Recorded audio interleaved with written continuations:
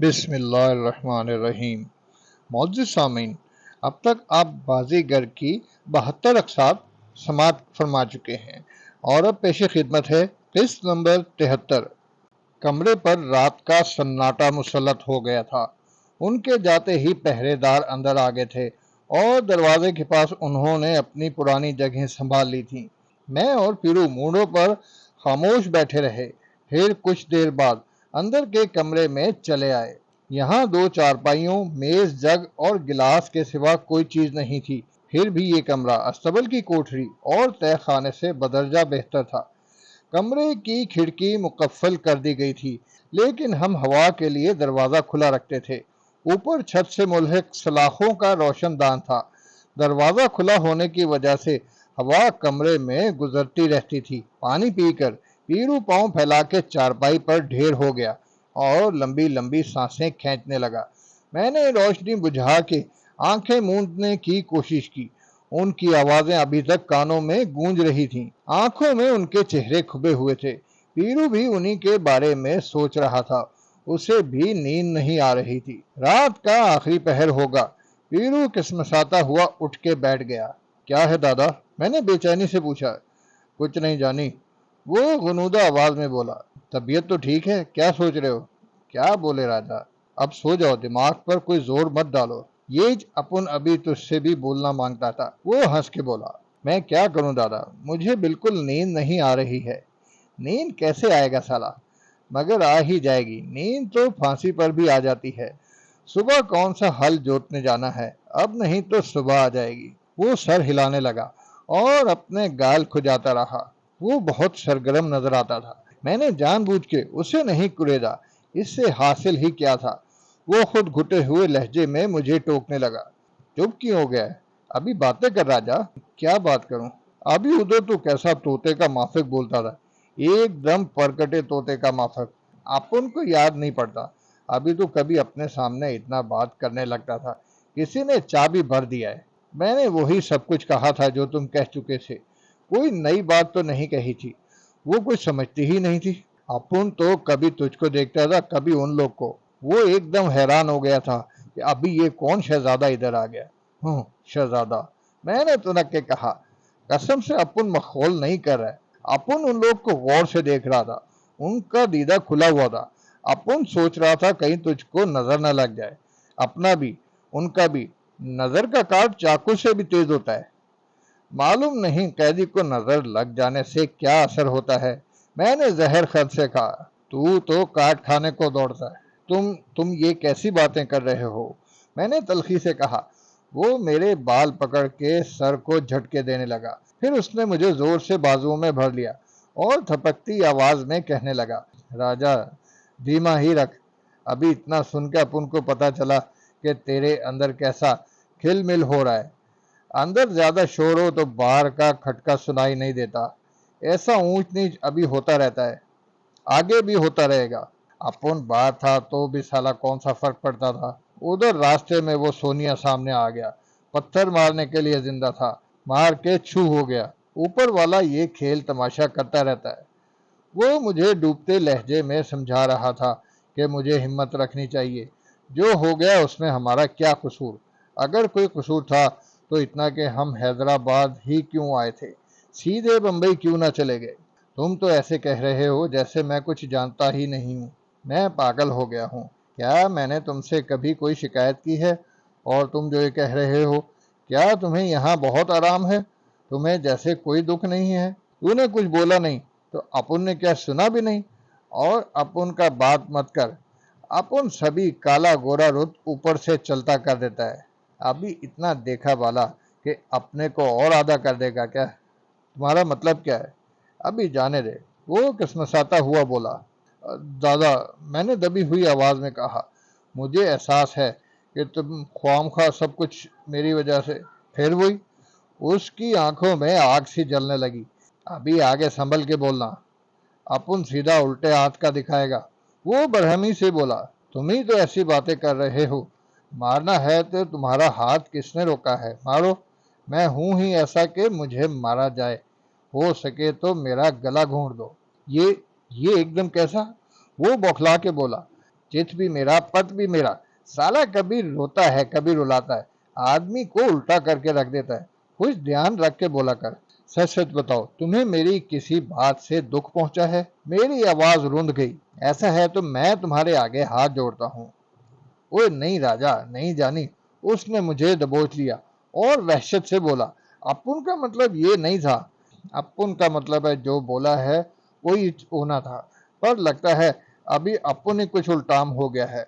वो उलझे हुए लहजे में कहने लगा, दादा मेरी किसी बात का असर मत लिया करो। उसके खिफ़्फ़त आमेज लहजे से मुझे खुद खजालत होने लगी थी। मैंने उसे और आजरदा कर दिया। मैंने उसके पैर पकड़ते हुए कहा, मेरा कुछ यही है, मालूम नहीं अचानक मुझे क्या हो जाता है। मुझे कुछ ख्याल ही नहीं रहता। तूने कुछ भी नहीं बोला था राजा, वो नरमी से बोला। मैं समझता हूँ, मैंने कुछ कहा नहीं तो सब कुछ मुंह से कहने ही से थोड़ी होता है। तुम्हें मेरा चेहरा देख देख के वहशत होती होगी। तुम समझते होगे कि मैं बहुत घबरा रहा हूँ। जितना तुम समझ रहे हो ऐसा नहीं है। मैंने पूरे 7 साल जेल में काटे हैं, और वैसे भी बाहर कौन सी जेल नहीं थी। जब से मैं घर से निकला हूँ कुछ ना कुछ होता ही रहा है। मेरी तरफ से तुम इतने परेशान मत हुआ करो। मुझे क्या मालूम नहीं है, मेरी आंखें बंद नहीं हैं। बस यहाँ मुझे एक ही बात रह रह के सताती है कि उधर अब्बा जान का क्या हाल होगा। वो बिल्कुल ही टूट गए होंगे। अपने को भी उनका बहुत ख्याल है, पर क्या करे, वो सोच समझ का आदमी है। अभी इतने दिन अपन लोग के साथ रह के समझ गया होगा कि कोई बड़ा आफत ही पड़ गया है जो नहीं लौटा। वो दिल का ऐसा छोटा नहीं है राजा। लेकिन ऐन वक्त पर जब बरसों की दौड़ धूप के बाद कहीं उनकी तमाम ख्वाहिशें पूरी होने की घड़ी आई थी, मैं मिल गया, जहांगीर मिल गया। जिस काम के लिए उन्होंने सारा घर उजाड़ दिया था, उसका समर अब उन्हें मिलने वाला था। इतने दिनों बाद वो अपने घर जा रहे थे, बेटे बेटियों को देखने और उनके दुख दूर करने के लिए। वो कैसे बेताब होंगे। ऐसे वक्त में ये सदमा उन्होंने किस तरह सहा होगा। पर जितना सोचेगा इतना ही खून जलेगा।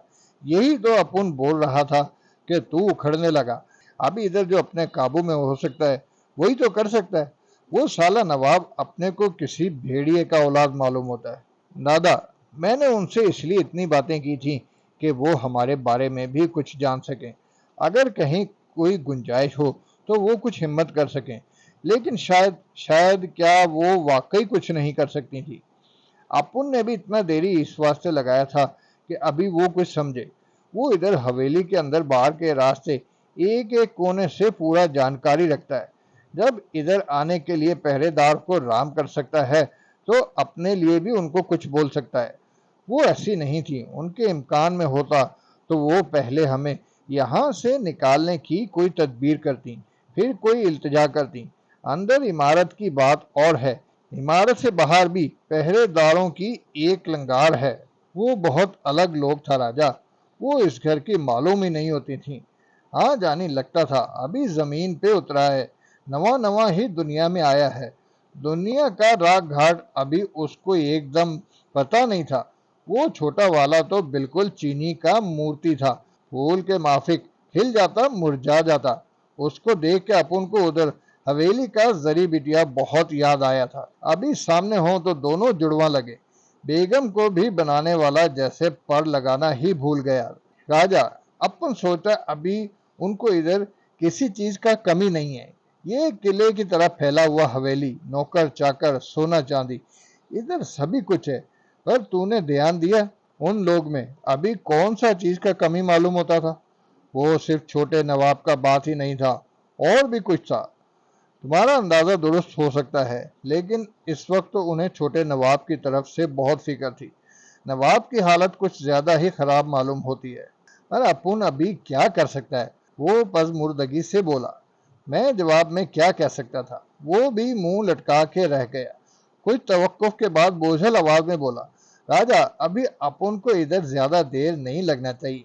क्या होना चाहिए क्या नहीं, ये फैसला हमें कब करना है। अभी तू इनसे बात करते हुए बोल रहा था, कल नवाब का माथा फिर जाए और वो साला कोई और फड्डा खड़ा कर दे, कोई और हुक्म दे दे, तो अपुन क्या करेगा? तूने कोई गलत बात नहीं बोला था।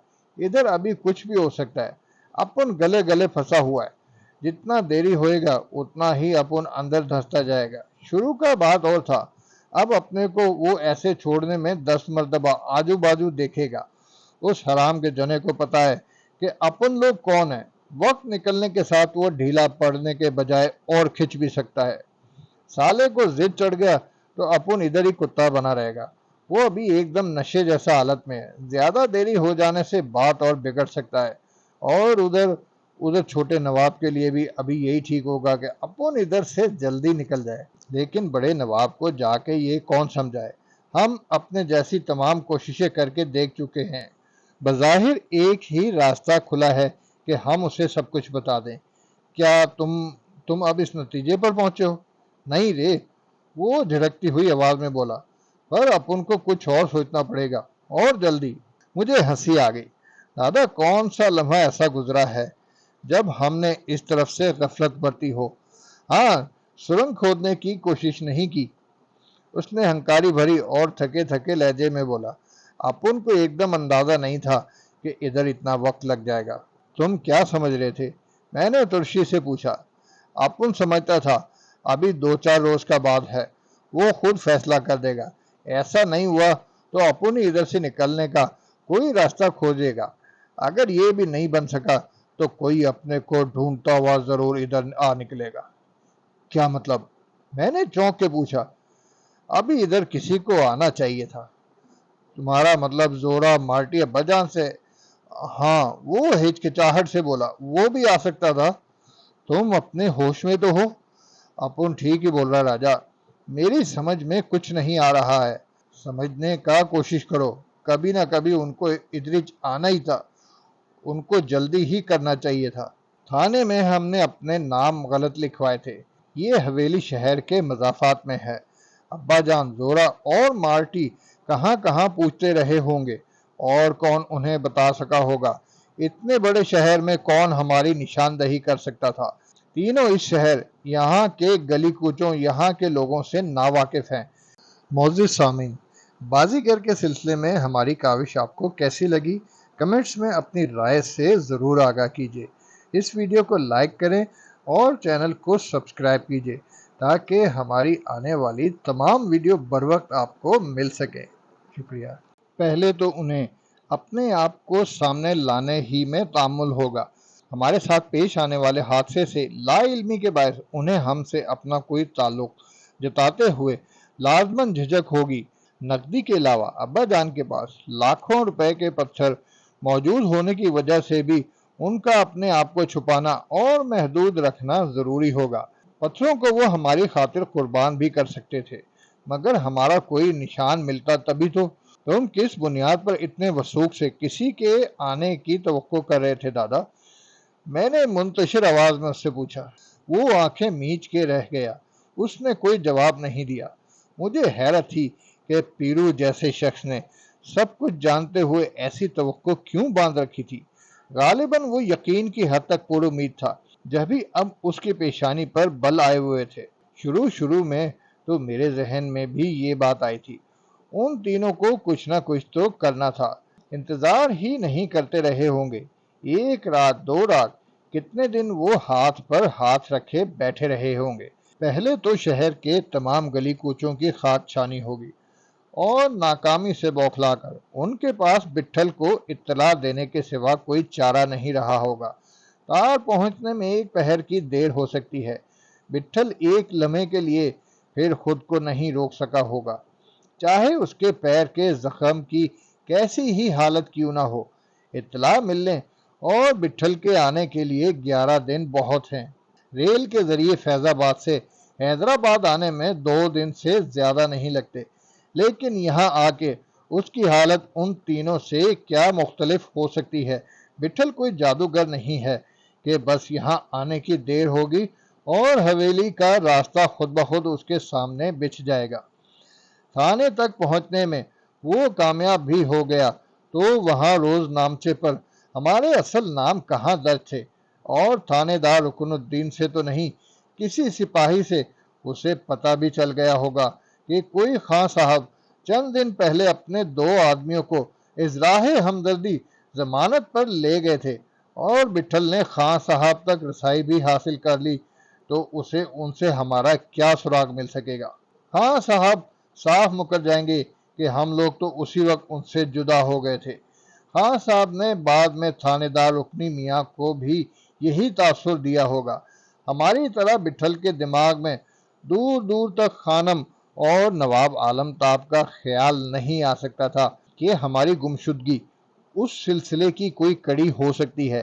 بٹھل آقا کے اڈے ضرور پہنچا ہوگا، مگر وہاں جانے سے اسے تبھی کچھ حاصل ہو سکتا تھا جب آقا نے اسے اصل بات بتائی ہو۔ آقا کہہ سکتا ہے کہ اس نے ہماری واپسی کے اندیشے کے سبب اپنے آدمیوں کو چھوڑ رکھا تھا۔ ان لوگوں سے ہمہ وقت چوکنا رہنا چاہیے تھا جنہوں نے شاہ کبیرے جیسے دادا کو پلک جھپکتے میں اڈا بدر کر دیا تھا۔ وہ لوگ کسی وقت بھی حیدرآباد آ کے اس کے لیے خطرہ بن سکتے تھے۔ آقا کا یہ عذر ایسا غیر فطری نہیں ہوگا کہ بٹھل کی سمجھ میں نہ آئے۔ شاہ کبیرے کی بے دخلی کے واقعے کے بعد ہماری طرف سے اس کی احتیاط دور اندیشی ہی کہی جا سکتی ہے۔ اڈے تک پہنچنے سے پہلے وہ ہمیں کسی اور معاملے میں الجھا کے حیدرآباد سے بھاگنے پر مجبور کر دینا چاہتا تھا۔ اسے ہمیں دور رکھنے اور ہماری دسترس سے دور رہنے کی اپنے جیسی کوشش کرنی ہی چاہیے تھی۔ وہ ہزار بہانے کر سکتا تھا۔ بٹھل کو ان آدمیوں سے بھی کچھ معلوم نہیں ہو سکتا تھا جو ہمارا تعاقب کر رہے تھے، اور راستے میں ہم ان سے جھگڑ پڑے تھے۔ وہ اس حقیقت سے قطعی لا علم تھے کہ انہیں ہمارے تعاقب کا حکم آقا نے خان صاحب یا بڑے نواب کے اشارے پر دیا تھا۔ سو وہ بٹھل کو کیا بتا سکتے تھے، یہ تو صرف آقا ہی جانتا تھا۔ اس کے علاوہ خود بٹھل کو بھی یہاں آ کے کسی نتیجے پر پہنچنے سے پہلے پھونک پھونک کر قدم اٹھانا چاہیے تھا۔ میں نے اشارتاً پیرو کو یہی کچھ جتانا چاہا۔ تھانے میں خان صاحب کی آمد، حویلی کا سارا محل وقع، بڑے نواب کا اثر رسوخ، پیرو کو ہر طرف دیکھنے کے بعد ہی اس طرح کی کوئی امید باندھنی چاہیے تھی۔ ممکن ہے بٹھل حیدرآباد ہی میں ہو، مگر حویلی تک اس کے آنے کا امکان 100 میں 10 بھی نہیں تھا۔ اگر آقا اس کی آمد کی بھنک ملتے ہی کہیں فرار ہو گیا تو بٹھل کس کس کے گریبان پر ہاتھ ڈالے گا؟ بہرحال پیرو کو ایسی کوئی خوش فہمی تھی تو اتنا وقت گزرنے کے بعد اس کے ذہن سے نکل چکی تھی، جبھی وہ یہاں سے جلد نکلنے کے سلسلے میں فکر مند تھا۔ میں نے اس سے زیادہ جرا نہیں کی۔ اس کی خاموشی کے بعد میرے مزید کچھ کہنے کا محل بھی نہیں تھا۔ اندھیرا ابھی باقی تھا۔ ہم دونوں پھر چارپائی پر لیٹ گئے تھے، لیکن نیند ابھی تک آنکھوں سے دور تھی۔ پیرو کا پھیلا ہوا ہاتھ میری انگلیوں میں پھنسا تھا، بار بار وہ میری انگلیاں جکڑ لیتا تھا۔ صبح ہونے میں کچھ ہی وقت رہ گیا ہوگا۔ ایک دن اور گزر گیا۔ جیل میں کم از کم آدمی دن تو گن سکتا ہے۔ ہر دن کے بعد ایک دن کم ہو جاتا ہے۔ میرا سر پھٹا جا رہا تھا۔ پیرو کا بھی یہی حال ہوگا۔ یہ سوچ سوچ کے میرے حواس اور منتشر ہو جاتے تھے۔ مجھے نہیں تو اس کو نیند آ جائے، میرے لیے یہ بھی کوئی کم سکون نہ ہوتا۔ کم سے کم میں یہی کر سکتا تھا کہ ادھر ادھر کا کوئی ذکر چھیڑ کے اس کا دھیان بٹاؤں، یا اس سے جامنی بھائی جیسا کوئی واقعہ سنانے کی فرمائش کروں۔ کسی طور تو یہ وقت کٹے۔ جو ہونا ہے اسے کون روک سکتا ہے؟ میں اسے پکارنے کا ارادہ کر ہی رہا تھا کہ رک گیا۔ اچانک ایک بات میرے ذہن میں گونجی۔ دادا! میں نے بے تابی سے اسے آواز دی۔ کیا ہے راجا؟ وہ ایک جھٹکے سے اٹھ کے بیٹھ گیا۔ میں نے کچھ کہنے سے پہلے توقف کیا کہ کہیں میں کوئی بے سروپا بات تو نہیں کر رہا ہوں، لیکن مجھ سے ضبط نہ ہوا۔ میں نے سرگوشی میں کہا، دادا ہم ایک بار بڑے نواب کو بلا کے کیوں نہ دیکھیں؟ بڑا نواب کو؟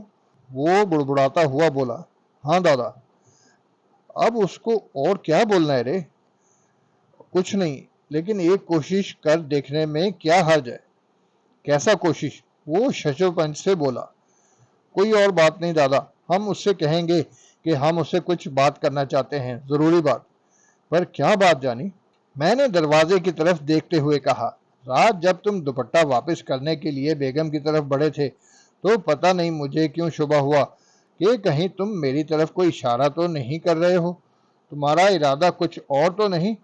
پھر فوراً یہ خیال میں نے اپنے سر سے چھٹک دیا تھا کہ تم ایسا سوچ بھی نہیں سکتے، مگر دادا نہ جانے کیوں مجھے ایسا شک ہوا تھا کہ تم نے ان کی اوٹ لے کے باہر نکلنے کا ارادہ تو نہیں کر لیا۔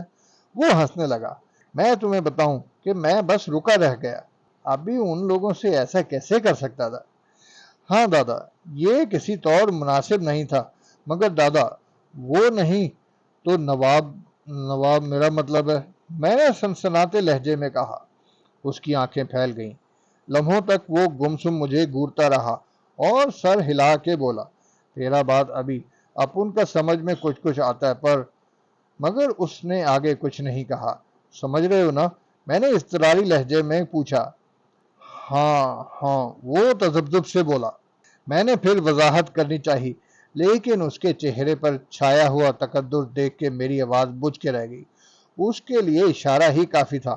الٹا میں تذبذب میں پڑ گیا کہ میں نے کوئی مجہول ہی بات کہہ دی ہے۔ واقعی پہرے داروں کی اتنی بڑی تعداد ہوتے ہوئے شاید ایسا ممکن نہ ہو۔ صبح 8 بجے کے قریب پہرے دار نے معمول کے مطابق ناشتہ لا کے رکھ دیا تھا۔ پیرو نے بعد میں اس سلسلے میں کوئی بات نہیں کی، میں نے بھی اسے نہیں کریدا۔ اندر کمرے میں پڑے پڑے جی گھبرانے لگا تھا۔ صبح ہوتے ہی ہم صحن میں آ گئے تھے۔ یہاں دھوپ دوپہر کو بس چند منٹ کے لیے آتی تھی، لیکن دن میں روشنی خوب پھیل جاتی تھی۔ 2 کمرے، ایک بڑا دالان اور چھوٹا سا صحن، یہی ہماری دنیا تھی۔ ہم کبھی اٹھ کے ٹہلنے لگتے، کبھی دالان میں آ کے موڑوں پر بیٹھ جاتے۔ یہ کوارٹر نما مکان مہمان خانے سے ملحق تھا اور خدمت گاروں ہی کے لیے بنایا گیا ہوگا کہ وہ مہمان خانے میں ٹھہرے ہوئے مہمانوں سے قریب رہیں، لیکن معلوم ہوتا تھا عرصے سے یہاں کوئی آباد نہیں تھا۔ اندر کمروں اور دالان کی دیواروں پر جا بجا مکڑی کے جالے تنے ہوئے تھے اور چڑیوں نے کونے کھدروں میں گھونسلے بنا رکھے تھے۔ مکان سے ایک راستہ مہمان خانے کی طرف جاتا تھا، دوسرا حویلی کی طرف۔ 3 اطراف مہمان خانے اور حویلی کی عمارتوں کی اونچی دیواریں کھچی ہوئی تھیں، صرف ایک طرف کسی قدر نچلی دیوار تھی۔ صحن اسی مقصد سے مختصر رکھا گیا ہوگا کہ اطراف کی عمارتوں پر واقع بالائی منزل کے کمروں سے یہ حصہ نظر نہ آ سکے۔ ہم نے صحن کی نچلی دیوار کے اس پار سن گن لینے کی کوشش کی تھی اور یہی اندازہ لگایا کہ اس طرف بھی اسی طرز کا کوئی مکان بنا ہوا ہے۔ کبھی کبھی وہاں سے چلنے پھرنے کی آوازیں آتی تھیں۔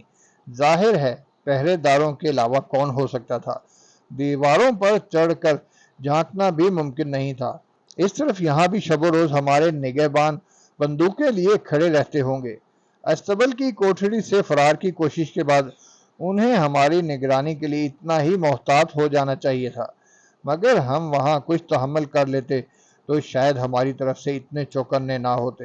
اس وقت 11 بجے ہوں گے۔ وہ دوپہر کا کھانا ہمیں 2 بجے کے قریب پہنچاتے تھے، لیکن اس روز معمول کے خلاف ایک سفید کپڑے میں بندھا ہوا توشہ بغل میں دبائے لپکتا ہوا ہمارے پاس آیا۔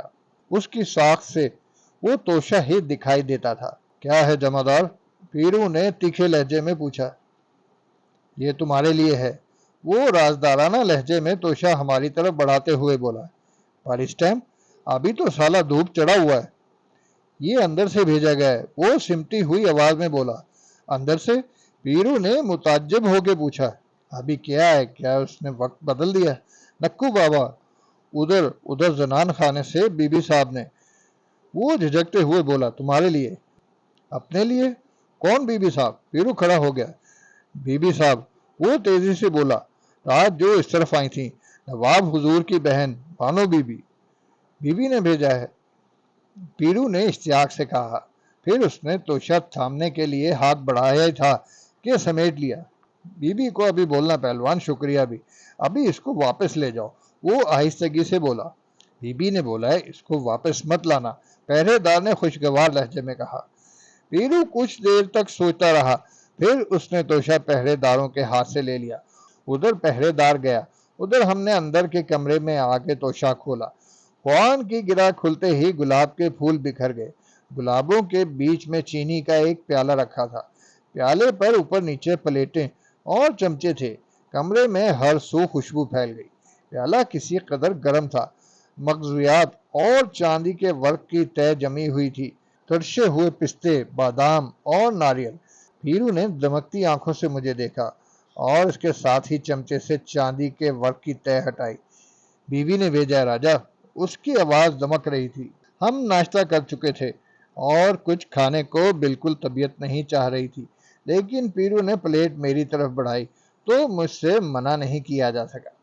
چمچہ منہ میں رکھتے ہی محسوس ہوا جیسے منہ میں خوشبو گھل گئی ہو۔ وہ کسی قسم کا حلوہ تھا، شیرنی نہایت کم تھی۔ کئی چمچے کھانے کے بعد بھی ہم پہچان نہیں سکے کہ کون سے مرکبات سے بنایا گیا ہے۔ جو کچھ بھی تھا بے حد نفیس اور لذیذ تھا، یقیناً نواب کی بہن نے اپنے ہاتھ سے بنایا ہوگا۔ مجھے میٹھے چاولوں کے سوا کوئی میٹھا مرغوب نہیں تھا، لیکن میں نے ایسے ذائقے کا حلوہ پہلے کبھی نہیں چکھا تھا۔ ہم نے اسی وقت سارا پیالہ خالی کر دیا۔ پیرو کی آنکھوں میں بھی میری طرح ان کے چہرے گھوم رہے ہوں گے۔ اب خیال آ رہا تھا کہ رات ہم ان دونوں کے نام بھی نہیں پوچھ سکے۔ پہرے دار نے نواب کی بہن کو بانو بی بی کے نام سے پکارا تھا، مگر اس کا صرف اتنا نام نہیں ہوگا۔ بہرحال انہوں نے ہمیں یاد رکھا، ہمارا اتنا خیال کیا۔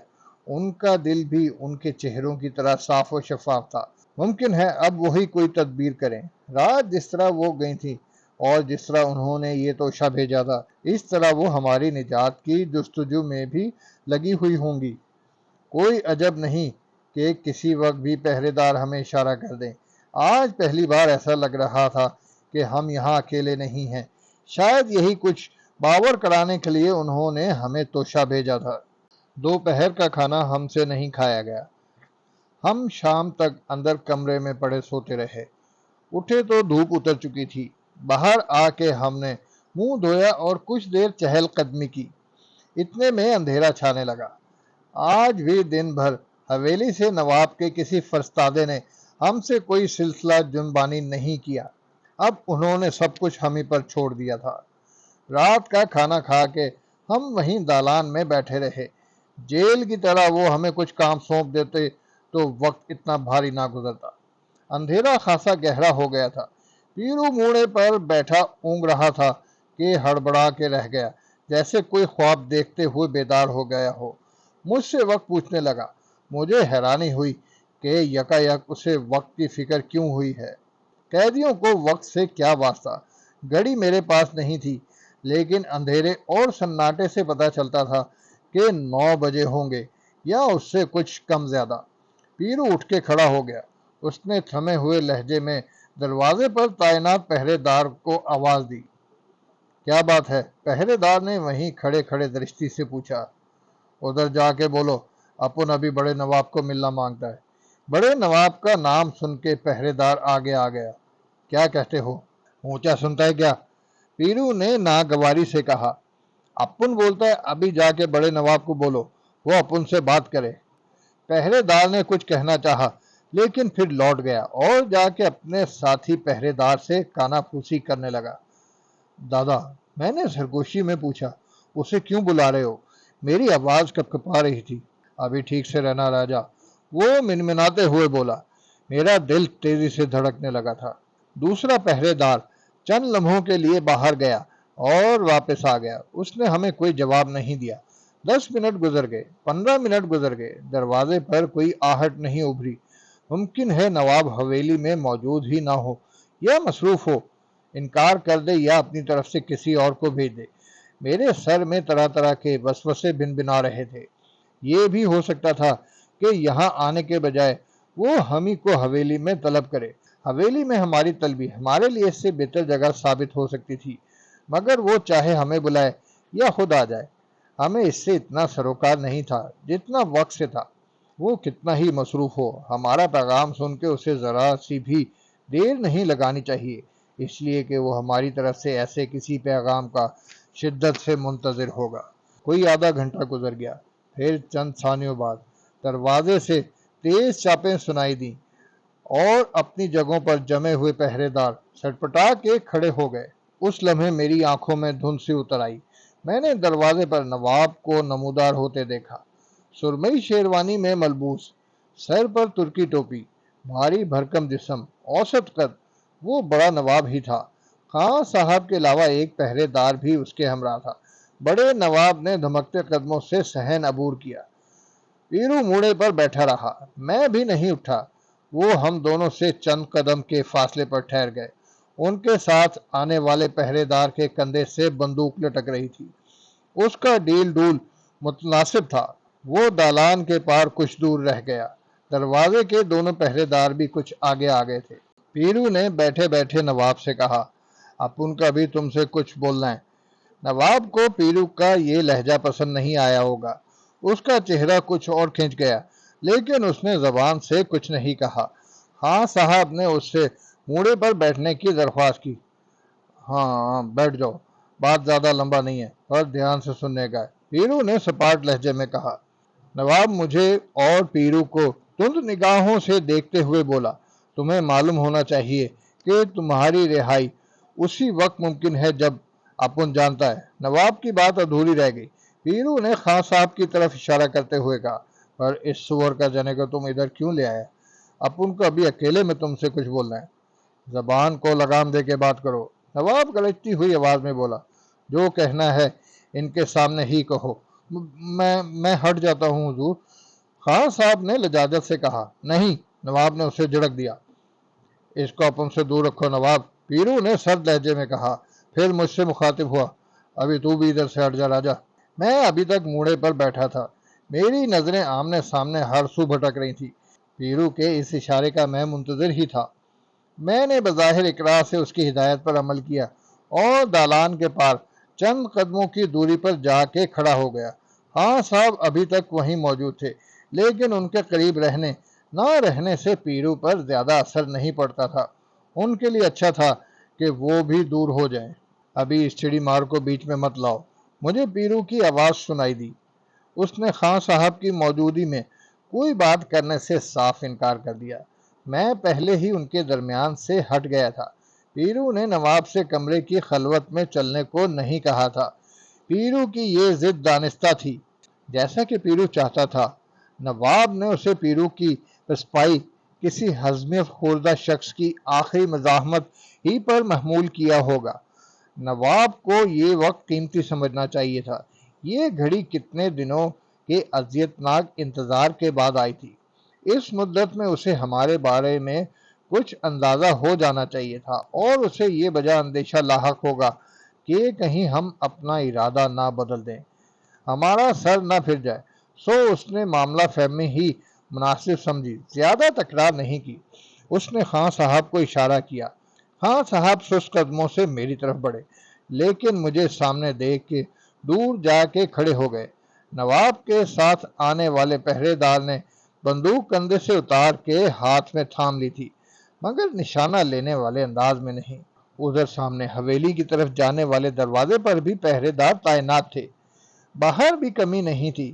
احتیاط اپنی جگہ، لیکن ان حالات میں اس موقع پر کسی کے بھی دماغ میں ہماری طرف سے کوئی خطرہ نہیں رہا ہوگا۔ انہیں اچھی طرح علم تھا کہ ہمارے پاس ہتھیار نہیں ہیں۔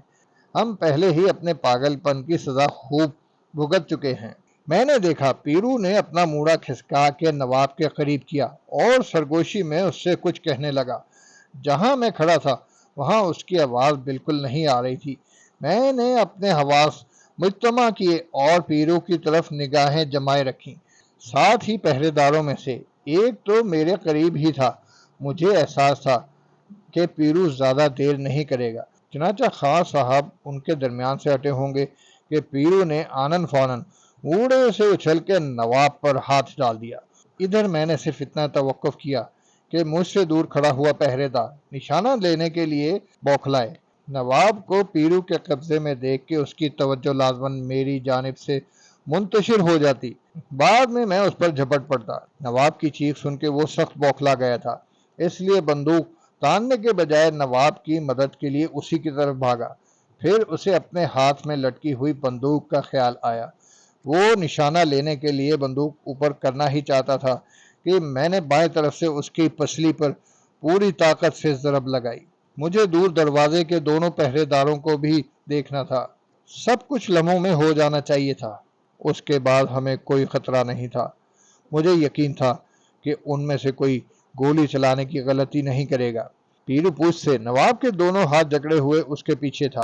اس نے نواب کے بازو پیچھے سے اس طرح گرفت میں لیے تھے، اس سے زیادہ مؤثر طریقہ نہیں تھا۔ مثلاً ایک ہاتھ سے گردن جکڑنے اور دوسرا ہاتھ خالی رکھنے کا طریقہ، نس منجمد کر دینے اور نرخرے کی چٹکی بھرنے کا طریقہ۔ لیکن نواب اڈے کا کوئی آدمی نہیں تھا، نہ ان سے اور کوئی۔ اس طرح پیرو کو رخ بدلنے، پینترا بدلنے کی زیادہ آسانی ہو جاتی تھی۔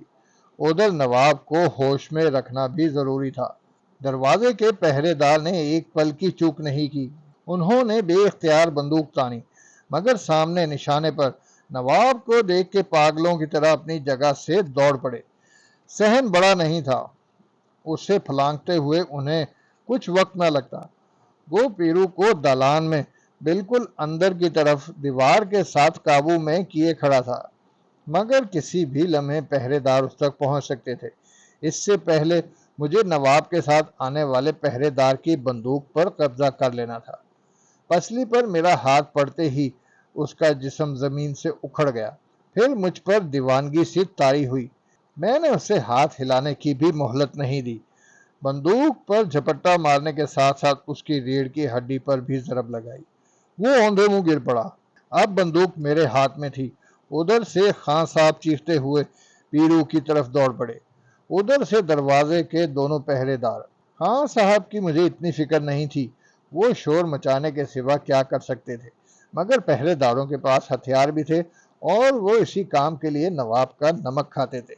حالانکہ مجھے ان کی طرف سے بھی اتنا مضطرب نہیں ہونا چاہیے تھا۔ ان کے سامنے کوئی اور نہیں، پیرو تھا، پھر بھی احتیاط ضروری تھی۔ گولی چلانا ممکن نہیں تھا، تو وہ یہی کر سکتے تھے کہ پیچھے سے پیرو کی طرف جائیں اور بندوق کی بٹ کے ذریعے یا خود اپنے طاقت کے بل پر نواب کو پیرو کی گرفت سے چھٹکارا دلانے کی کوشش کریں۔ اس صورت میں بھی پیرو ان سے خوب نمٹ سکتا تھا۔ وہ نواب کو جکڑے جکڑے متعدد پینترے بدل سکتا تھا۔ میرے آنے تک وہ آسانی سے انہیں الجھائے رکھتا۔ اس کے ہاتھ اگر گھرے ہوئے تھے تو پیر آزاد تھے، اگر پیر بھی گھرے ہوئے ہوتے تو سر تو کھلا تھا۔ وٹھل کہتا تھا کہ سارا جسم بند جائے پر سر نہیں بندنا چاہیے۔ پیرو کے قریب جانا پہرے داروں کے لیے خود موت کو دعوت دینا تھا۔ یہ ساری باتیں پیرو کے ذہن میں بھی ہوں گی۔ مجھے توقع تھی کہ ان کی تمام تر توجہ نواب ہی پر مرکوز رہنی چاہیے۔ نواب کو اس حال میں دیکھ کے وہ مجھے خاطر میں نہیں لائیں گے۔ اول تو انہیں اپنے حواس برقرار رکھنا دشوار ہوگا، کیونکہ یہ افتاد ان کے لیے اچانک تھی، سو عام حالات کی نسبت ان کا بوکھلا جانا لازم تھا۔ یہی سب کچھ سوچ کے پیرو نے پہلے سے مجھے کوئی بات کرنا، کوئی ہدایت دینا ضروری نہیں سمجھا تھا۔ ویسے ہدایت سے آدمی پر الٹا اثر بھی ہو سکتا ہے، اس کا ذہن پابند ہو جاتا ہے اور ہاتھ پیر اٹکنے بھی لگ سکتے ہیں۔ وٹھل کہتا تھا کہ دوسرے کے محض دست و بازو ہی نہیں، اس کا ارادہ قابو میں کرنا چاہیے۔ کوئی ایسا وار کرو کہ سامنے والے کا رد عمل یقینی ہو جائے، مگر یہ امکان ذہن سے یکسر نکالنا نہیں چاہیے کہ سامنے والا دوسرا آدمی ہے، اس کے سر میں کچھ بھی سما جائے، وہ اچانک پاگل ہو جائے۔ بعض مرتبہ ہر لمحے ایک نیا فیصلہ کرنا پڑتا ہے۔ جتنی دیر میں اپنے قریب کے پہرے دار سے نمٹ کے اس کی بندوق ہاتھ میں اٹھائے ان کی طرف متوجہ ہوا، دروازے کے پہرے دار صحن عبور کر کے دالان میں پہنچ گئے۔ اسی دم پیرو نے نواب کے بازوؤں پر اپنی گرفت سخت کر دی۔ نواب کی کراہوں اور چیخوں کے درمیان پیرو نے انہیں بیچ میں نہ پڑنے اور دور رہنے کا حکم دیا۔ انہوں نے پیرو کا حکم جیسے سنا ہی نہیں اور نواب کو اس کی گرفت سے چھڑانے کے لیے پر تولنے لگا۔ وہ بری طرح پیرو کے گرد منڈلا رہے تھے، مگر ان کی سمجھ میں کچھ نہیں آ رہا تھا۔ یہ خیال الگ انہیں بدحواس کر رہا ہوگا کہ ان کی کسی غلطی سے نواب کو کوئی غضن نہ پہنچے۔ نواب کراہ رہا تھا اور پیرو کی کسی جنبش سے وہ اچانک اچھلنے چیخنے لگتا تھا، لیکن پہرے داروں کو اسے اس اذیت سے نجات دلانے اور پیرو کو ہاتھ لگانے کی فرصت نہیں ملی۔ پیچھے سے میں نے ایک کے سر پر بندوق کی بٹ ماری۔ میرے قیاس کے مطابق دوسرا یہ دیکھ کے بندوق کی نال آگے کیے بے تابانہ مجھ پر حملہ آور ہوا۔ میں نے اس کے ساتھی کو اس کے سامنے کر دیا۔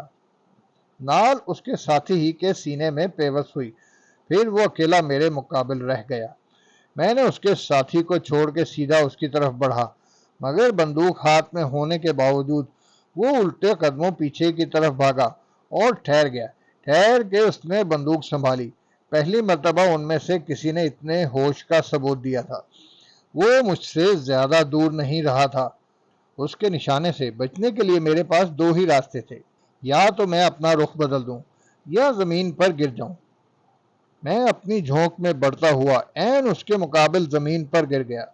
گولی سامنے مہمان خانے کی دیوار پر لگی ہوگی۔ دوسری گولی چلانے کے لیے اسے چند لمحوں کا وقت درکار تھا۔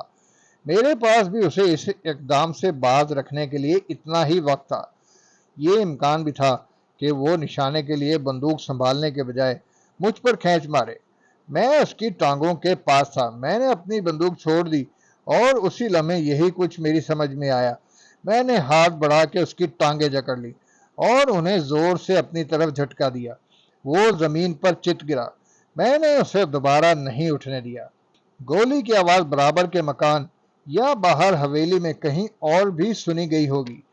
میں نے جلدی سے تینوں پہرے داروں کے کارتوس اور بندوقیں سمیٹیں۔ ان کے جسم دالان میں ادھر ادھر پڑے ہوئے تھے۔ ان کی تلاشی میں اور وقت صرف ہوتا۔ خان صاحب ایک کونے میں دبکے ہوئے تھے۔ ان کے جسم پر لرزہ طاری تھا۔ آواز بھی نہیں نکل رہی تھی۔ میں نے بندوق کا رخ پیرو کی طرف کر دیا، مگر اس سے پہلے ہی اس نے ہانپتے ہوئے نواب کو چھوڑ دیا تھا۔ اپنے سامنے مجھے بندوق تانے دیکھ کے نواب ٹھٹک کے رہ گیا۔ پیرو نے بعجلت اس کی جیبوں کی تلاشی لی۔ شیروانی کی نچلی جیب میں تمنچا موجود تھا۔ پیرو نے اس کے دونوں ہاتھ شروع ہی سے باندھ رکھے تھے۔ اسے تمنچا چھونے کا موقع بھی نہیں مل سکا تھا۔ وہ گنگ کھڑا تھا کہ پیرو نے اسے آگے کی طرف دھکیل دیا۔ دروازے میں داخل ہوتے وقت پیرو نے پھر اس کا گریبان پکڑ لیا۔ ابھی اپن کا ایک ایک بات دھیان سے سنو، پیرو نے درستی سے کہا۔ دوبارہ اپن کچھ نہیں بولے گا۔ اس نے نواب کو کسی تاخیر کے بغیر گاڑی منگوانے کی ہدایت کی اور کہا کہ اگر اس نے ذرا بھی حیل و حجت کی تو اسے دوسرا موقع نہیں دیا جائے گا۔ اسی دوران خان صاحب نے یکا یک پیرو کے پیر پکڑ لیے اور گڑ گڑانے لگے۔ پیرو کے چہرے پر آگ برسنے لگی تھی۔ اس نے انہیں گدی سے پکڑ کے اوپر اٹھایا۔ خان صاحب کا سارا جسم پھڑپھڑانے لگا تھا۔ میرا خیال تھا کہ پیرو ان کے منہ پر تھوکے گا ضرور، لیکن دہشت سے خان صاحب کی آنکھیں ہی پھر گئی تھی۔ پیرو نے دو تین جھٹکے دے کے انہیں چھوڑ دیا۔ خان صاحب وہیں لڑکھڑا کے رہ گئے۔ ہم نے دروازہ عبور نہیں کیا تھا کہ دوسری جانب سے بیک وقت کئی آدمیوں کی منڈلاتی چاپیں اور آوازیں سنائی دیں۔ پیرو نے نواب کو روک لیا۔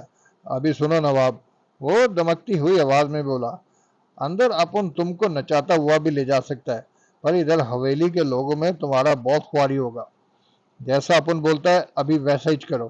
آگے تم نے کوئی بھی غلطی کیا تو اکیلا تم ہی نہیں جائے گا، اپن کو پتہ ہے ادھر زنانیہ بھی رہتا ہے، سمجھا؟ دروازے کے پار گلی جیسی ایک مختصر راہداری تھی۔ پہرے دار اندر گھس آئے تھے، لیکن سامنے نواب کا چہرہ دیکھ کے وہ ایک دوسرے پر گرتے پڑتے الٹے قدموں پیچھے لوٹ پڑے۔ راہداری فوراً صاف ہو گئی تھی۔ آگے اونچی چھت اور متعدد ستونوں کا ایک بڑا ہال تھا۔ ہال میں ارد گرد کمرے اور گزرگاہیں بنی ہوئی تھی۔ حویلی اور مہمان خانے کی عمارتوں کے درمیان یہ جگہ سنگم کا درجہ رکھتی تھی۔ جیسے ہی ہم وہاں داخل ہوئے، ہم نے ادھر ادھر بکھرے ہوئے 4-5 پہرے داروں کو اپنا منتظر پایا۔ بندوقیں ان کے پاس تھیں۔ نواب ہم سے آگے تھا، اس کے پیچھے پیرو، پھر میں۔ ان کو بولو ابھی یہ سارا ہتھیار پھینک دیں اور گاڑی کا بولو۔ پیرو نے سرگوشی میں نواب کو مخاطب کیا۔ نواب نے سر اٹھا کے پہرے داروں کی طرف دیکھا اور ایک لمحے تأمل کیا۔ اسی لمحے پیرو نے اس کا بازو پکڑ لیا۔ اپن کے پاس ابھی ٹائم تھوڑا نواب۔ حال سے گاڑی کی جگہ تک آنے کا راستہ اتنا طویل نہیں تھا، مگر نواب کسی بھی وجہ سے اسے طول دے سکتا تھا۔ ہمیں کچھ دیر ہوتی تو ہم کسی خاص راستے کے لیے اس پر زور دیتے۔ حال سے وہ داہنی طرف مڑ گیا تھا۔ حویلی کی عمارت میں اس کا اور پیرو کا فاصلہ 2 قدم سے زیادہ نہیں ہوگا۔ پیرو نے اس کی کمر پر تمنچا نہیں تان رکھا تھا، لیکن تمنچا تھا اس کے ہاتھ ہی میں۔ میری بندوق اٹھی ہوئی تھی۔ میں احتیاطاً بار بار مڑ کے پیچھے دیکھ لیتا تھا۔ حویلی میں اندر روشنی تھی، یہ ممکن نہیں تھا کہ نواب کسی موڑ پر نظروں سے اوجھل ہو جائے، کسی کھلے دروازے میں بھاگ جائے، یا ہمیں کسی ایسی جگہ کھڑا کر دے جہاں سے ہم پھر کسی طرف نہ جا سکیں۔ یہ سب کچھ ممکن تھا، مگر نواب کی کوئی رگ پھڑک جانے کا امکان ہر لحظے موجود تھا۔ پہرے داروں میں کسی کے ہاتھ بہک سکتے تھے۔ حال کے پانچوں پہرے داروں نے اپنی بندوقیں پھینک دی تھی، اور ان میں سے ایک نواب کے اشارے پر موٹر تیار رکھنے کے لیے دوڑ گیا تھا۔ وہ ڈرائیور کو منع کرنے کے ساتھ ساتھ حویلی کے دربانوں، دوسرے پہرے داروں اور ملازمین کی فوج جمع کرنے کا فریضہ بھی انجام دے سکتا تھا۔ آگے جہاں جہاں سے ہم گزرے، درمیان میں متعدد ملازموں سے ہمارا سامنا ہوا۔ ہمیں دیکھ کے وہ جہاں کھڑے تھے وہیں سمٹ کے رہ جاتے۔ سارے راستے نواب سر اٹھائے متوازن رفتار سے چلتا رہا۔ اس کے ہاتھ پیر کھلے ہوئے تھے۔ پیرو کا تمنچا بھی کسی کو نظر نہیں آ رہا ہوگا، لیکن ان دونوں کے پیچھے بندوق اٹھی ہوئی تھی، اور میرے سارے حواس میری نگاہ سے بندھے ہوئے تھے۔ حویلی کے ملازموں میں سے اکثر نے ہمیں پہلی بار دیکھا ہوگا۔ ان کے علم میں نہ ہو کہ اسی چار دیواری میں کئی دنوں سے ہم دونوں ٹھہرے ہوئے ہیں۔ دالانوں اور مختلف راہداریوں سے گزرتے ہوئے ہم 2-3 منٹ سے زیادہ نہیں چلے تھے کہ سامنے پورچ تھا۔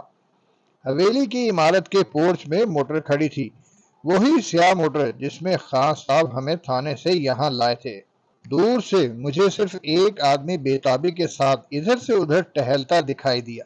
وہ ڈرائیور معلوم نہیں ہوتا تھا، بلکہ حویلی کے دربانوں کی مخصوص وردی پہنے ہوئے تھا۔ میرا سارا جسم دھڑک رہا تھا۔ کسی اندھے کا روشنی کی کرن نظر آنے پر جو حال ہو سکتا ہے، وہی کچھ میرا تھا۔ پیرو کا بھی یہی حال تھا۔ اسے بھی کسی نہ کسی طرح موٹر میں بیٹھ جانے کی جلدی ہوگی۔ ڈرائیور موجود معلوم نہیں ہوتا تھا۔ اس کے آنے میں کوئی دیر لگتی تو پیرو خود موٹر چلانے کا فیصلہ کر لیتا۔ موٹر تک ہمارے پہنچتے پہنچتے ایک طرف سے ایک دبلا پتلا لمبا سا شخص پگڑی باندھتا لپکتا ہوا آیا۔ اس نے بدحواسی سے سر جھکا کے نواب کو تعظیم دی اور موٹر کی پچھلی نشست کا دروازہ کھول دیا۔ اس دوران اطراف میں بھاگتے ہوئے لوگوں کی سرگوشیاں اور چاپیں گونجنے لگی تھیں۔ دیکھتے دیکھتے کئی آدمیوں نے ایک طرف سے پورچ گھیرے میں لے لیا تھا، مگر وہ قریب نہ آئے، نہ انہیں نواب نے کوئی اشارہ کیا۔ نواب کی آنکھیں ابلی ہوئی تھیں، ہونٹ آگے نکلے ہوئے تھے، اور سارا چہرہ سوجا ہوا سا تھا۔ پیرو نے ہاتھ بڑھا کے اسے گاڑی میں بیٹھنے کی ہدایت دی۔ وہ بے حصہ کھڑا رہا، اس کے نتنے کچھ اور پھول گئے تھے۔ پہلی بار اس نے سر گھما کے اطراف میں فاصلے پر کھڑے ہوئے اپنے آدمیوں کو گھور کے دیکھا، مگر اس سے پہلے کہ وہ کوئی اشارہ کرتا، پیرو نے اسے ٹوکا دیا۔ اپن تم کو اندر سے کپڑے اتار کے نہیں لایا ہے۔ پیرو نے ہنکارتے لہجے میں سرگوشی کی۔ ابھی تم کو تھوڑا بہت گننا تولنا آتا ہوگا، جو اپن بول رہا ہے اس کو تھوڑا سمجھو، تم ادھر واپس آئے گا۔ پیچھے ادھر کے لوگ باغ کو بول جاؤ کہ وہ تم کو زندہ دیکھنا مانگتا ہے، تو جب تک تم ادھر لوٹ کے نہ آئے سالا ہاتھ پیر تھامے بیٹھا رہے۔ یہ کہتے ہی پیرو نے اس کی کمر پہ ہلکی سی تھپکی دی اور قدم آگے بڑھا دیے۔ پورچ میں دربان ہیبت زادہ کھڑا تھا۔ موٹر میں بیٹھ کے پیرو نے اس سے بلایا اور نواب سے کہا کہ وہ اس کی کہی ہوئی ہر بات کسی پس و پیش کے بغیر دربان تک منتقل کر دے۔ دربان لڑکھڑاتا ہوا آیا تھا۔ نواب نے بوجھل آواز میں چند ہی لفظ کہے، اتنا کافی تھا۔ پیرو خود بڑھ کے ڈرائیور کے ساتھ والی نشست پر بیٹھ گیا۔ چنانچہ مجھے نواب کے ساتھ پچھلی نشست پر بیٹھنا پڑا۔ نواب موٹر میں بیٹھا ہوا تھا، اس کے باوجود ڈرائیور نے اس کی اجازت چاہی۔ جواب میں نواب کو مہر بلب دیکھ کے پیرو نے ڈرائیور کو زور سے کوہنی ماری۔ موٹر حرکت میں آ گئی۔ سڑک کے دونوں طرف اونچے درخت تھے، اونچے اونچے درختوں اور پھولوں کے تختوں کا سلسلہ تا حد نظر پھیلا ہوا تھا۔ باہر روشنی اتنی نہیں تھی جتنی اندر تھی، تاہم موٹر کی روشنی میں سڑک کے ساتھ اور درختوں کے آس پاس کھڑے ہوئے آدمی ہمیں صاف نظر آ رہے تھے۔ میں ایک طرف نواب پر نظر رکھے ہوئے تھا، دوسری طرف بندوق کی نال کھڑکی سے باہر نکالے ہوئے تھا۔ پیرو کے ہاتھ میں بھی تمنچا اٹھا ہوا تھا۔ ڈرائیور نے شاید دانستہ موٹر کی رفتار تیز نہیں ہونے دی، مگر پیرو نے اسے ٹوکا بھی نہیں۔ تھوڑی ہی دیر میں موٹر بڑے دروازے پر آ کے کھڑی ہو گئی۔ دروازہ بند تھا۔ یہاں پہرے داروں کی کثرت کا اندازہ ہمیں آتے وقت ہی ہو چکا تھا۔ موٹر دیکھتے ہی دروازہ کھل جانا چاہیے تھا۔ تاخیر کی وجہ یہی ہو سکتی تھی کہ وہ ہمیں اس طرح نہیں جانے دینا چاہتے تھے۔ انہوں نے جی میں ضرور کچھ ٹھان لی تھی، مگر وہ ایسی صورت میں کیا کر سکتے ہیں؟ میری سانسیں سینے میں اٹک گئیں۔ بڑا دروازہ اونچی فصیل نما چار دیواری سے ملحق ایک 2 منزلہ عمارت پر مشتمل تھا۔ اس کی لمبائی چوڑائی کسی قلعے کے دروازے سے مشابہ تھی۔ نیچے اوپر کھلی محرابوں کے کمرے بنے ہوئے تھے، 12 دریوں جیسے۔ پہرے دار ہر جگہ ہو سکتے تھے، ایسی جگہوں پر بھی جہاں ہماری نظر نہ پہنچ سکتی ہو۔ موٹر میں پیرو اور میں ایک دوسرے کی مخالف سمت میں بیٹھے تھے۔ پیرو آگے بائیں طرف تھا، میں پیچھے دائیں طرف۔ بندوق کی لبلبی میری انگلی کی گرفت میں تھی۔ چند لمحے سکوت رہا، نہ دروازہ کھلا، نہ پہرے داروں نے اپنی جگہ سے حرکت کی۔ حالانکہ ہمیں مہمان خانے کے زندان سے یہاں تک آنے میں کوئی وقت نہیں لگا تھا، مگر اتنی ہی دیر میں ان تک اطلاع پہنچ گئی تھی۔ جو پہرے دار موٹر تیار رکھنے کا حکم سن کے حال سے چلا تھا، اس نے کسی طرح انہیں خبردار کیا ہوگا۔ لمحے گزر گئے، دروازہ نہیں کھلا۔ پیرو نے گردن موڑے بغیر دمکتی ہوئی آواز میں نواب سے کہا، اپن پہلے پاس ہی کا نشانہ لے گا نواب۔ نواب کے جواب کا انتظار کیے بغیر اس نے ڈرائیور کو ایک طرف دھکیل کے خود ہارن بجایا۔ ہارن کی آواز نے دروازے پر چھایا ہوا سناٹا درہم برہم کر دیا۔ پہرے دار بھی سیدھے نہ کھڑے رہ سکے۔ انہوں نے دروازہ بند رکھ کے موٹر روک لی تھی، اور ایسا معلوم ہوتا تھا کہ ابھی وہ کوئی بھی ارادہ نہیں کر پائے ہیں۔ انہیں اطلاع ملے دیر ہی کتنی ہوئی ہوگی۔ اسی اثنا میں ان کے لیے کوئی متفقہ فیصلہ کرنا دشوار تھا۔ دروازہ بند رکھ کے انہیں صورتحال سمجھنے کے لیے کچھ مہلت درکار تھی۔ ان کی پراسرار خاموشی کا یہی سبب ہو سکتا تھا۔ کسی نتیجے پر پہنچنے کے لیے وہ ہماری ہی جانب سے کسی اشارے یا پہل کے منتظر ہوں گے۔ اطلاع دینے والا انہیں ساری بات سے باخبر نہیں کر سکا ہوگا، کیونکہ وہ خود بھی زیادہ نہیں جانتا تھا۔ میری رگوں میں خون کبھی جمنے کبھی کھولنے لگتا۔ اگر واقعی انہوں نے دروازہ نہ کھولا اور بندوق اٹھائے یوں ہی ساکت و جامد کھڑے رہے، تو کیا ہم بھی یوں ہی موٹر میں بیٹھے انتظار کرتے رہیں گے؟ لیکن وہ ایسا کیسے کر سکتے ہیں؟ کیا انہیں معلوم نہیں ہے کہ موٹر میں نواب بھی موجود ہے؟ کیا وہ واقعی پاگل ہو گئے ہیں؟ انہیں اپنے آقا کی کوئی فکر نہیں، یا انہوں نے جان لیا ہے کہ ہمیں بھی تو اپنی زندگی اتنی ہی عزیز ہوگی؟ نواب کو کچھ ہو گیا تو موٹر کبھی باہر نہ جا سکے گی۔ ان کے پاس بندوقوں اور آدمیوں کی کمی نہیں ہے، وہ ہمارے جسم کو ایک پل میں چھلنی کر سکتے ہیں۔ مگر وہ یہ کیوں نہیں سمجھ رہے ہیں کہ ہمارے پاس بھی کوئی اور چارہ نہیں ہے؟ ہم نواب کو ساتھ لیے تا دیر موٹر میں بیٹھے رہیں گے۔ اگر ہم نواب سے دستبردار ہو گئے تو ہماری سزا یوں بھی کچھ کم نہیں ہوگی۔ انہیں اپنے آقا کو ایسی کسی طویل اذیت سے دوچار نہیں کرنا چاہیے جس کا کچھ حاصل نہ ہو، اور جس میں ہر لمحے اس کے لیے خطرہ ہی خطرہ ہو۔ کئی پہرے دار میری بندوق کی زد پر تھے، مگر مجھے یا پیرو کو ایسی کوئی غلطی نہیں کرنی تھی۔ دیکھتے ہیں انہیں کب تک دروازہ نہیں کھولنا پڑتا۔ جب تک نواب ہمارے پاس زندہ موجود تھا، ہمارے لیے کچھ تحمل ہی مناسب تھا۔ ہمیں یہاں روک کے وہ باہر سے کوئی مدد طلب کرنے یا پولیس کو بلانے کا ارادہ بھی نہیں رکھتے ہوں گے۔ ہمارے لیے ہر راستہ بند کر دینے کے سنگین نتائج سے وہ خوب آگاہ ہوں گے۔ ہم نواب کو یہاں تک لے آئے تھے تو کوئی عزم ہی کر کے آئے ہوں گے، اور نواب یہاں تک آ گیا تھا تو عافیت کا یہی آخری امکان اسے نظر آیا ہوگا۔ یہ امکان اب بھی جوں کا توں تھا۔ اگر وہ یہ سب کچھ نہیں سوچ رہے تھے تو نواب ہی کو کوئی حکم دینا چاہیے تھا، لیکن وہ گمسم بیٹھا رہا۔ یا تو اسے اس حالت میں اپنے غلاموں کو بلا کے دروازہ کھولنے کا حکم دیتے ہوئے کوئی سبکی محسوس ہو رہی تھی، یا اس کے دماغ نے کام کرنا چھوڑ دیا تھا۔ یا پھر اس نے اپنے نمک خواروں سے کسی معجزے کی خوشگمانی میں چپ سادھ رکھی تھی؟ پیرو نے کچھ توقف کیا۔ اسے دوبارہ ہارن بجانے یا نواب سے کچھ کہنے کی ضرورت نہیں پڑی۔ انہیں جلد ہی احساس ہو گیا تھا کہ تاخیر سے مزید پیچیدگی ہی کا احتمال ہے، اور تاخیر انہی کی کشمکش کے سبب سے ہوگی۔ وہ موٹر ٹھہرے ہوئے ابھی دیر نہیں ہوئی تھی، 1-2 منٹ ہی گزرے ہوں گے، مگر ہمارے لیے یہ وقفہ کسی پل صراط کے مانند تھا۔ وہ کسی پل بھی کوئی اندھا فیصلہ کر سکتے تھے، اور حویلی میں گولیاں گونج سکتی تھیں۔ گولیوں کا نتیجہ کبھی اچھا نہیں نکلتا۔ لگتا تھا شاید ہم ہی سے کوئی چوک ہو گئی ہے۔ ہم نے دروازے کے پہرے داروں کی کثیر نفری کو کیوں اہمیت نہیں دی تھی، مگر ان کی تعداد کتنی بھی ہوتی، ہمارے لیے نواب کی موجودگی سب سے بڑی ضمانت تھی۔ کسی کے لیے بھی اس سے بڑی ضمانت اور کیا ہوتی؟